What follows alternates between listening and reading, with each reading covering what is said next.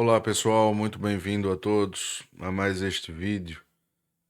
Hoje trataremos aqui então da AGI, que seria a Artificial General Intelligence. Ora, resumindo, a AGI seria uma superinteligência resultante do próprio desenvolvimento da inteligência artificial. Então, o que eu quero aqui estar a conversar hoje neste vídeo seria a respeito do que é essa AGI e principalmente do que envolve em termos de consequências para a humanidade quando o próprio desenvolvimento da inteligência artificial chegar a esse ponto em termos mais gerais, não é? E depois vamos voltar isto para outros termos, principalmente para a psicologia. Como vocês muito bem viram, né, eu já pus isto na própria descrição do vídeo, para aqueles que foram assistir este vídeo, não é? De que a AGI ela seria uma espécie de limite deste desenvolvimento próprio da inteligência artificial. Portanto, a AGI no seu desenvolvimento já seria o ponto em que ultrapassamos o horizonte de eventos. E horizonte de eventos quer dizer que quando ultrapassamos esta marca, digamos, este horizonte no qual podemos antever até ali e tomar medidas para nos precavermos ou dirimir problemas, quando esta tecnologia ela já está após este horizonte de eventos, isto quer dizer que quando chegarmos a este ponto, nós não teremos retorno. É um ponto de não volta. Então não há mais como retornar ao que era antes do surgimento da inteligência artificial geral. E o que é que isso vai gerar de consequências para a nossa civilização, eh, em termos também para o nosso próprio arquétipo social, não é? O nosso próprio arquétipo civilizacional. O que é que isso vai também gerar de consequências em termos para a vida daqueles que vão estar vivendo os tempos desta superinteligência? Ora, primeiramente, é bom nós relembrarmos de algumas coisas que eu também já disse aqui. Este termo inteligência artificial, ele não é um termo certo, ele não é um termo que define realmente o funcionamento desta tecnologia. Seria melhor se nós pudéssemos chamar esta tecnologia de cognição artificial, até porque o próprio funcionamento da computação, não só em termos tradicionais de como a computação funciona, mas esta forma de replicação da cognição humana em um novo formato, este formato digital, isto na realidade acontece de forma bastante semelhante em termos de processamento de dados ao que nós poderíamos aproximar, não totalmente, mas aproximar ao processamento cognitivo, não é? Já que o processamento cognitivo ele tem ali o seu funcionamento delineado pelas ligações dos neurônios e esta rede neural, a forma como ela estabelece os seus circuitos e como isto acaba por gerar a própria cognição e também os aspectos metacognitivos. Esta questão da superinteligência, então, seria um ponto de desenvolvimento da própria inteligência artificial como conhecemos hoje, em que esta inteligência artificial ela teria não só a capacidade de processamento de todos os dados da humanidade, então tudo que fosse produzido, tudo que foi computado, disponibilizado e tudo que puder ser também ainda inventado em termos dos dados, em termos criados em termos dos dados, esta inteligência ela poderá processar e ela terá muito maior capacidade de processamento ao ponto de ela poder englobar os dados de toda a humanidade, tudo que já foi algum dia produzido pela humanidade. E também é por isso que ela é uma forma de inteligência geral, nesse nome, não é? De inteligência artificial geral, né? Artificial General Intelligence. Isso quer dizer, na realidade, que essa inteligência ela também ultrapassou todas as capacidades humanas.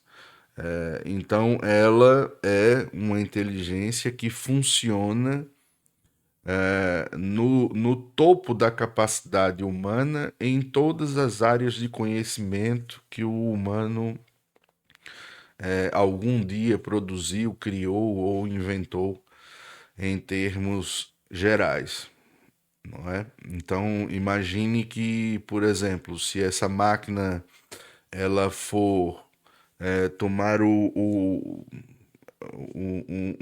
posicionamento acerca de uma teoria matemática, vamos dizer que ela vai ali ser um agente que vai representar um professor de matemática.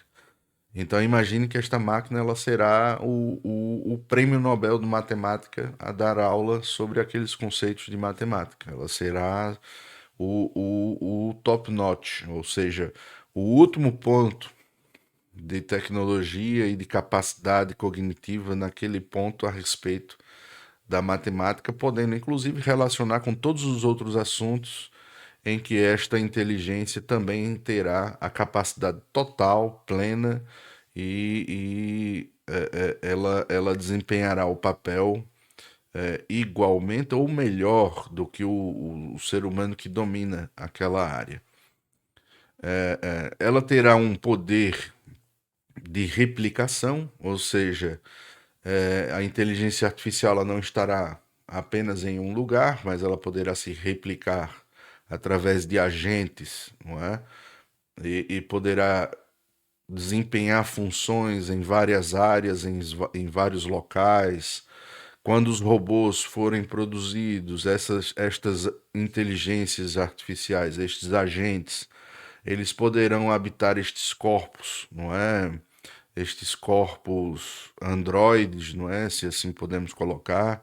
Eles serão humanoides, eles terão forma humana, e estas inteligências poderão habitar estes robôs e desempenhar todas as funções humanas com excelência e também sem os aspectos, digamos, sem os aspectos, não seriam negativos, mas sem os aspectos inerentes que fazem dos humanos aquilo que nós conhecemos quando eles estão, por exemplo, no âmbito do trabalho.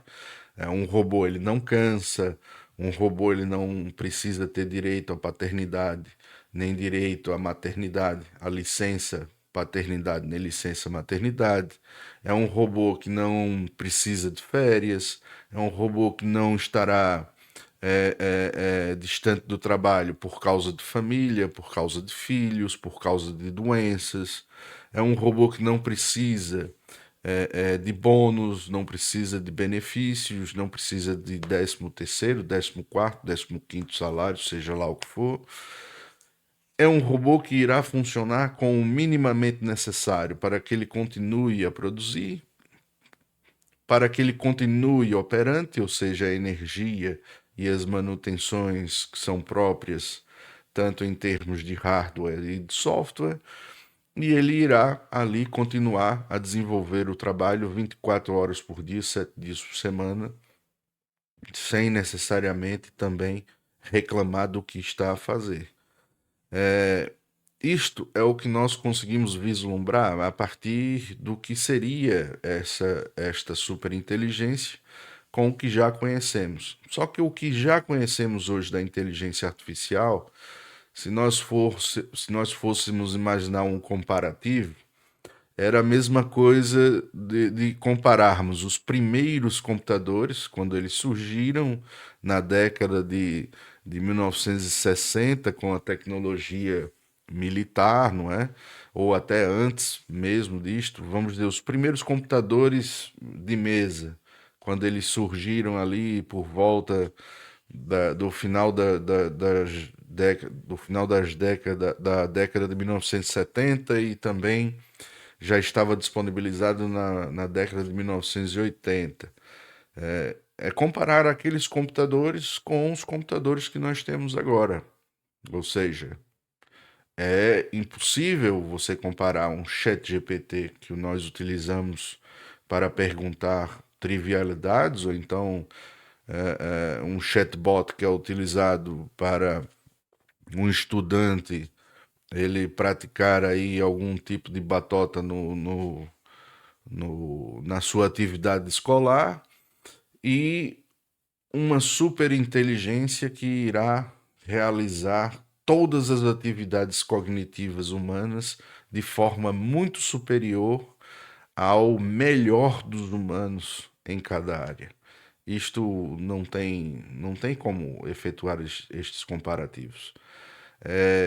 Mas o que nós sabemos é o seguinte: o que nós sabemos é que isto pode já criar, de certa forma, consequências irreversíveis e que podem também ameaçar a própria existência de nossa espécie.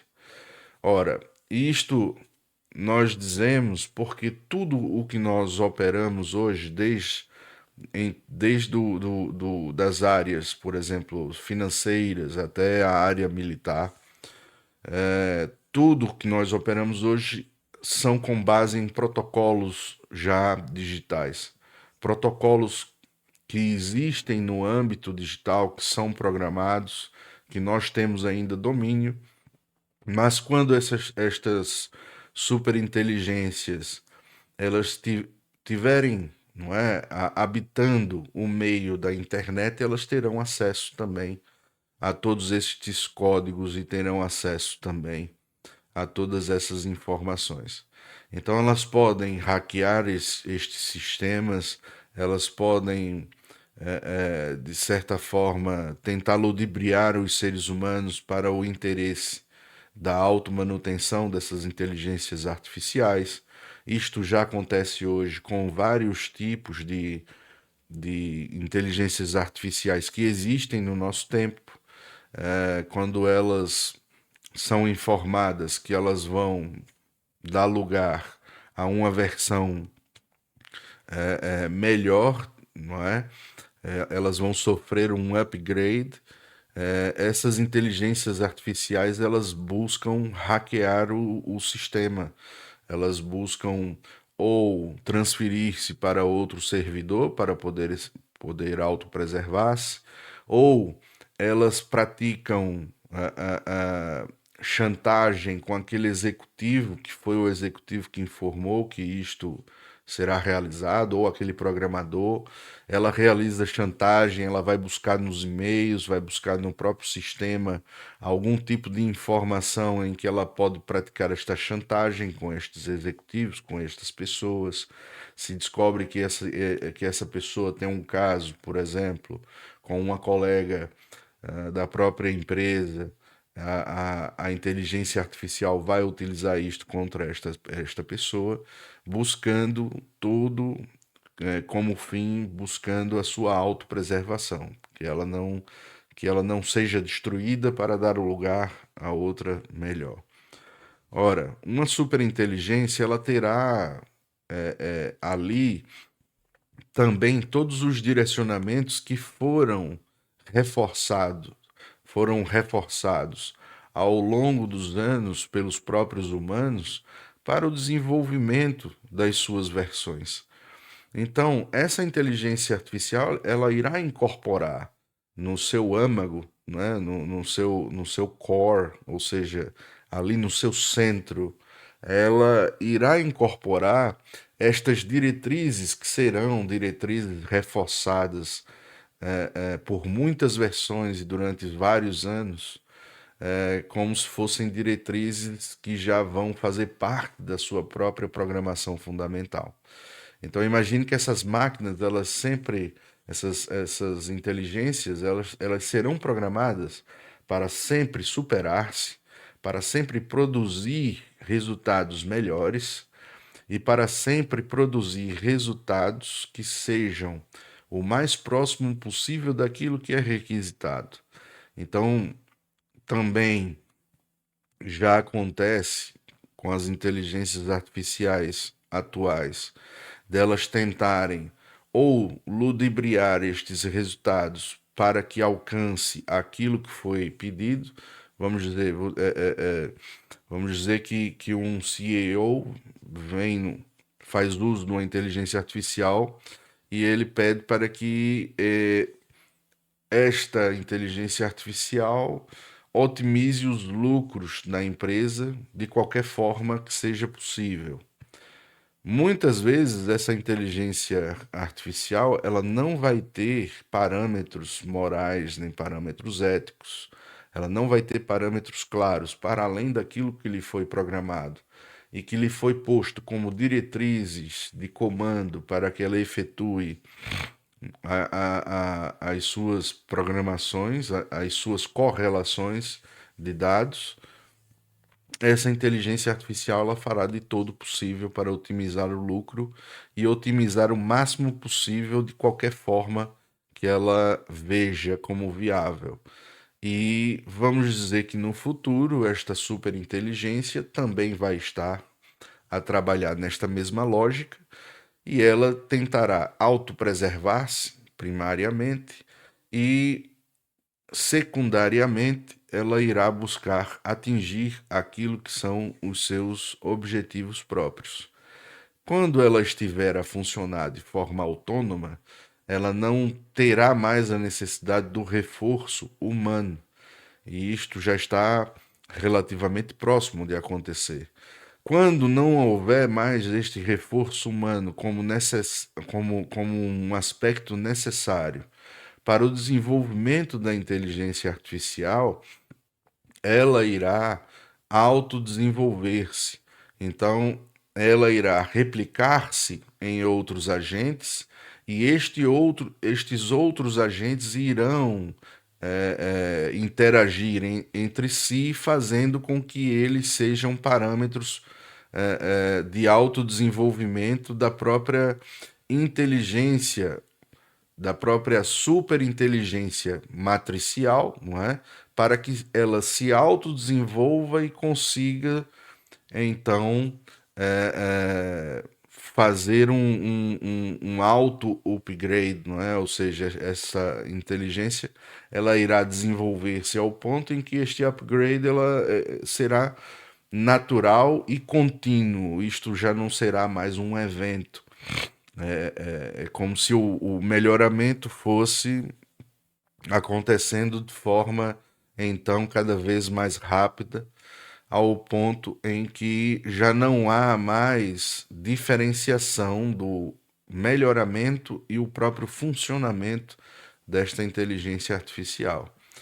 Ora, será o ponto em que esta inteligência artificial ela terá plena capacidade de realizar não só todas as atividades humanas, tanto em termos cognitivos, programação, a área financeira, como também a área dos trabalhos em termos laborais, em termos dos trabalhos mais manuais, vamos dizer assim, não é? Ah, ah, Nestes meios laborais mais manuais, atuarão os robôs com estas inteligências que poderão fazer perfeitamente qualquer tipo de atividade. Os seres humanos também terão esses robôs à disposição nos seus lares, na rua, Até mesmo a polícia poderá tornar-se uma polícia automatizada. Essa questão da segurança já não será mais realizada pelo ser humano, será realizada pelos robôs. O próprio Elon Musk fez um pronunciamento de que há uma possibilidade de não haver mais prisões, porque as pessoas não vão mais precisar ficar encarceradas, elas poderão agora ter o acompanhamento de um robô e esse robô irá impedi-las de cometer novos crimes. Portanto, nós vemos que as consequências são variadíssimas, são consequências que vão de uma ordem prática, mas também para uma ordem muito mais profunda, porque se ameaça a existência da nossa própria espécie, porque nós podemos nos tornarmos um impeditivo para que a máquina continue a evoluir, ou então se nós decidirmos que a máquina ela deve parar, que ela deve ser substituída ou ser uma tecnologia que seja desligada, que seja pronto, isto já será praticamente impossível de fazer e a tendência da máquina será autopreservar-se. Então, se ela nos vê como uma ameaça, pode ser que ela ative meios de aniquilação total da nossa espécie. E isso seria muito fácil. Estas máquinas teriam controle também de todo o sistema de biossegurança, laboratórios de doenças, laboratórios de criações de medicamentos, já que seria também a superinteligência responsável por pesquisas de medicina, pesquisas na área biomédica para acabar com doenças, acabar com limitações, acabar com todo tipo de deformações ou então de desvios no ordenamento genético do nosso organismo e poderia ser um tempo em que as doenças não mais irão existir, mas ao mesmo tempo ela também terá controle sobre todos os tipos de armas biológicas que podem ser lançadas também contra a humanidade, não é? Já que os robôs ou as máquinas elas não terão nenhum efeito com, com os vírus que são organismos vivos e atacam somente também outros organismos vivos, né? Ora, então esta sorte de consequências é algo bastante complicado. E isto nós não estamos nem a discutir a possibilidade da integração de uma superinteligência ou da integração destas tecnologias com a nossa estrutura biológica.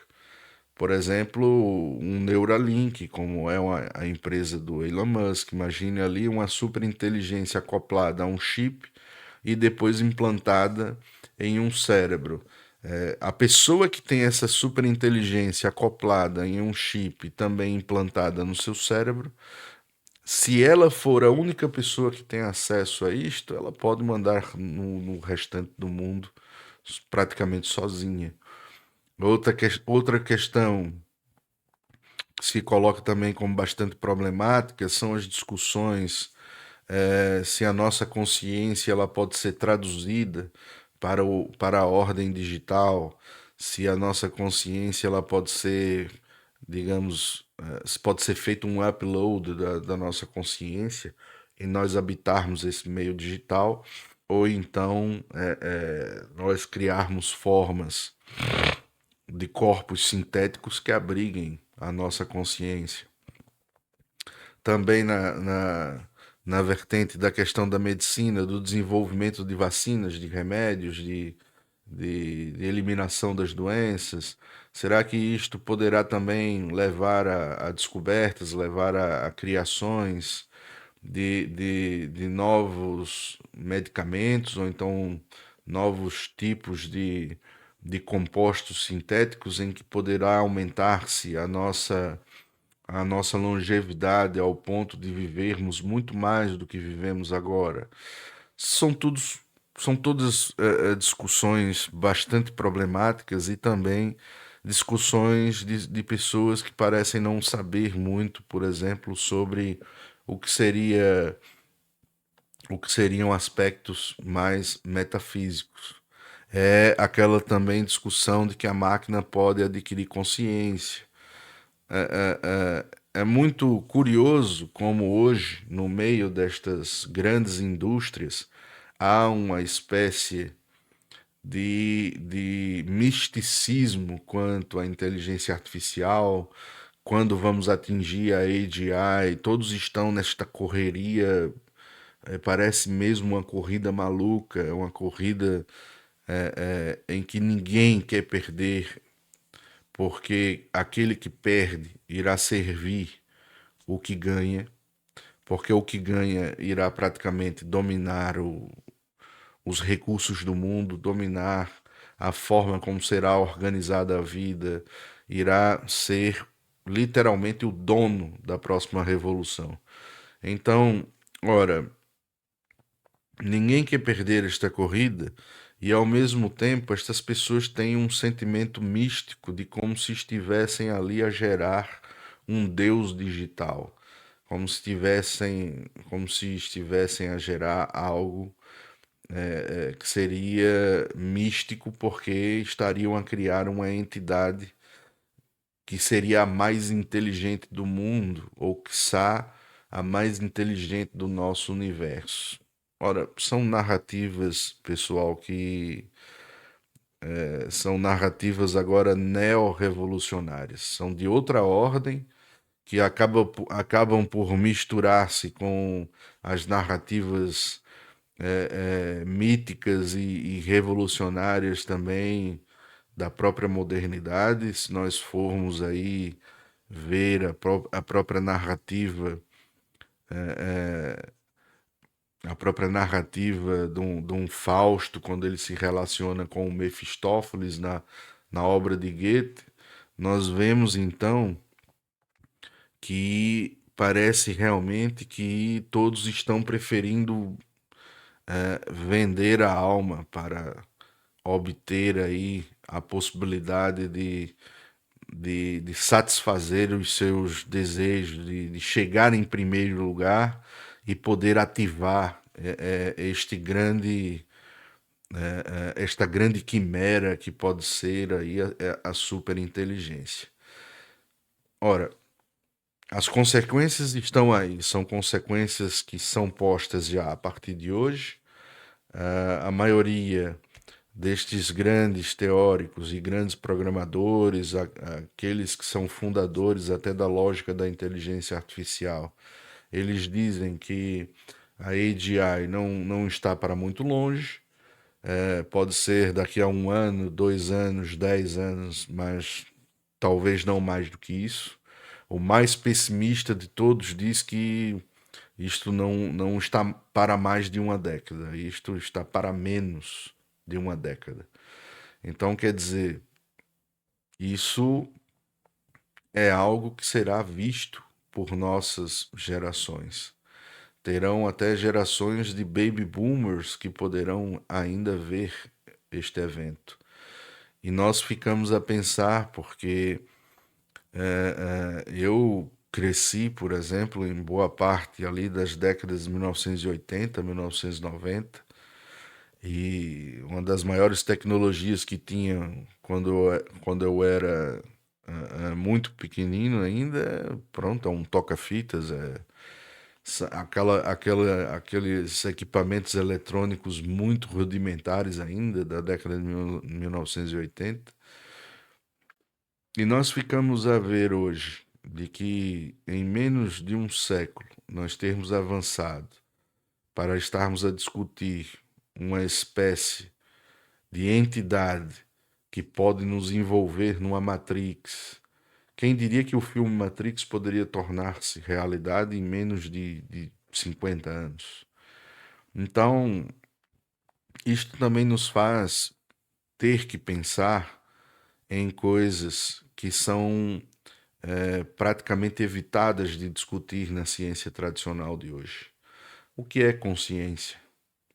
O que é que nos faz verdadeiramente humanos? O que é a alma humana?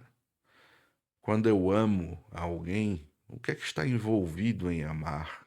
O que é que está envolvido realmente nos, digamos, nos sentimentos mais profundos do humano? A virtude, a bondade,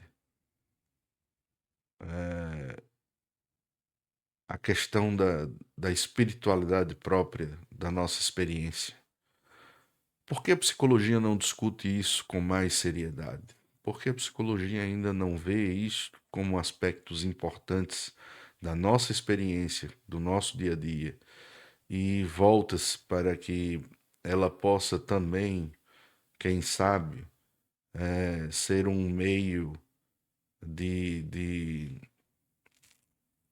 pronto, ser um meio de discussão em que possa nos ajudar contra esta tecnocracia que se avizinha, não é?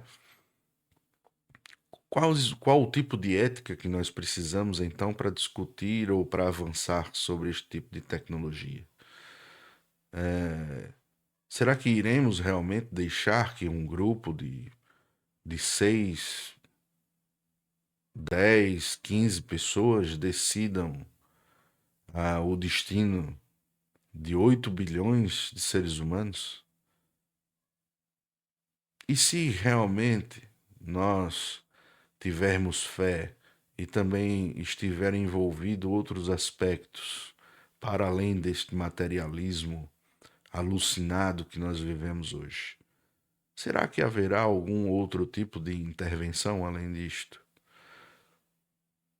Se nós somos seres de consciência e a morte ela não é o fim último, uma máquina talvez nos eliminar apenas fará com que retornemos àquilo que nós somos em essência. Mas se as máquinas eliminarem toda a humanidade, todos os animais, todos os seres vivos, o que é que as máquinas farão, por exemplo, com a realidade material? Para que elas irão continuar a existir?